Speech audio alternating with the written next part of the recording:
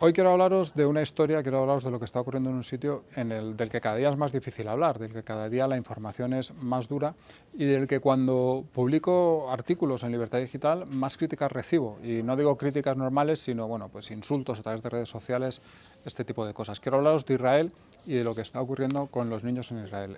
Esto es a raíz de una serie de fotos que se están publicando con niños aparentemente en un estado de desnutrición brutal, bueno, aparentemente sí, vamos a decirlo así, que están apareciendo en muchos medios, en medios de cabecera, en medios importantes.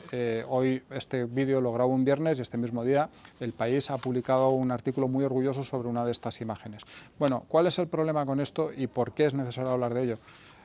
Primero, porque estas imágenes, no voy a decir que las imágenes son falsas, obviamente son niños reales, son niños de Gaza, pero son niños cuyo problema no es la desnutrición. El New York Times, que es uno de los periódicos más prestigiosos del mundo, no sé muy bien por qué, en algunas ocasiones, ha publicado las fotos de este mismo niño, de las que presumía El País, y ha tenido que reconocer que es un niño afectado por una parálisis cerebral muy severa, es decir, tiene problemas muy graves. Esto le causa problemas de todo tipo, también problemas de nutrición, que desde luego no tienen nada que ver con la guerra que está pasando y con la situación sin duda terrible que está atravesando Gaza. Eso no hay que negarlo, no lo puede negar nadie, que en Gaza la situación es terrible. Pero cuando para demostrar que hay una hambruna tienes que utilizar fotografías que son falsas, este es un ejemplo, insisto, el New York Times reconoció que ese niño no estaba así por el hambre, o desde luego no solo por el hambre, ellos decían que pasaba esto, pero es un hecho que el niño estaba así por su condición médica previa a la guerra, pues cuando tienes que utilizar fotografías falsas, a lo mejor la realidad no es esa realidad que tú quieres describir.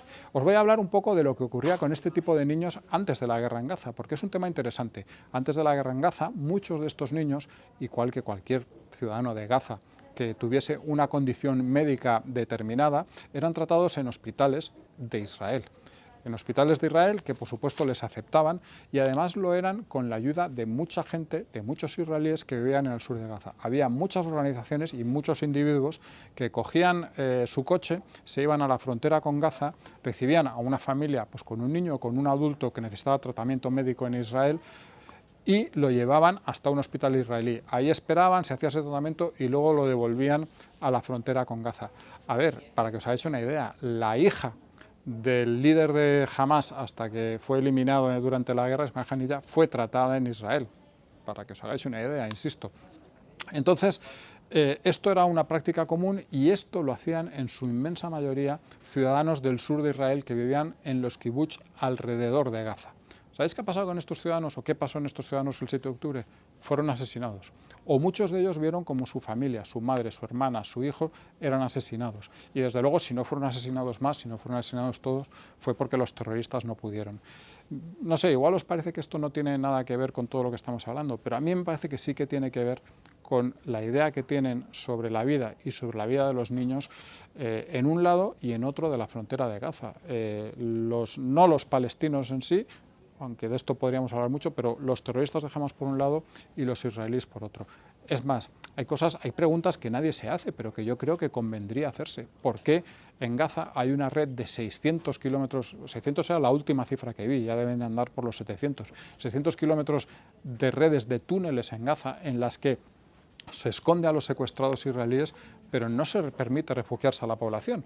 Sí, hay bombardeos en Gaza y en Gaza no hay refugios para esos bombardeos porque Hamas, que ha construido, insisto, 600 kilómetros de túneles, no ha querido hacerlos. Durante años, Hamas lleva 18 años mandando en Gaza, yo creo que habrían tenido bastante tiempo.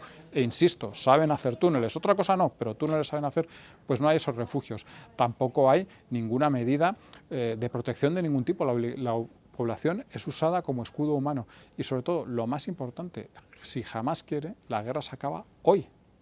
Ayer se hubiesen querido, que simplemente aceptando un alto al fuego y rindiéndose y devolviendo a los rehenes, que es lo que tendrían que hacer. Ahora los rehenes ya ni se preguntan por los rehenes, nadie pide. Antes los políticos occidentales, cuando hablaban de Israel, tenían el decoro de decir, así como de pasada al menos, que había que devolver a los rehenes. Ahora ya ni lo dicen, pero sigue habiendo rehenes en Gaza que llevan más de 600 días presos en condiciones inhumanas y sigue habiendo además los cadáveres de muchos rehenes que para el israelí, para el judío, es algo muy importante, que tienen que volver a casa también, porque para ellos, insisto, es muy importante.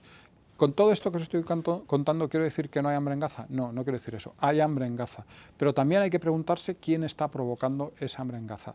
¿Podría entrar más ayuda humanitaria? Es probable que pudiese entrar más ayuda humanitaria, es probable que Israel pudiese hacer más para que entrase más ayuda humanitaria. Yo eso no lo voy a poner en duda, pero analicemos lo importante. ¿Qué pasa con esa ayuda que efectivamente entra a la franja, que en muchas ocasiones son toneladas y toneladas de ayuda? El organismo que se ha creado para llevar esa ayuda asegura que ellos han metido en la Franja de Gaza 98 millones de comidas. Es decir, oye, en la Franja de Gaza 98 millones de comidas da para mucha gente muchos días.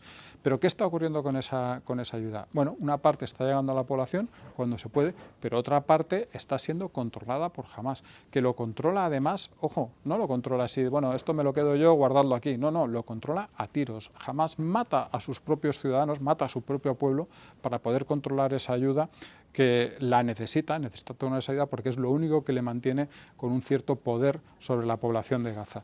Esta es la realidad de lo que está ocurriendo en Gaza, esto es lo que no cuenta ningún periódico prácticamente, y lo que sí se hace es utilizar a niños enfermos para hacer propaganda política y para contar lo que en realidad no es como te lo están contando. Insisto, ¿hay hambre en Gaza?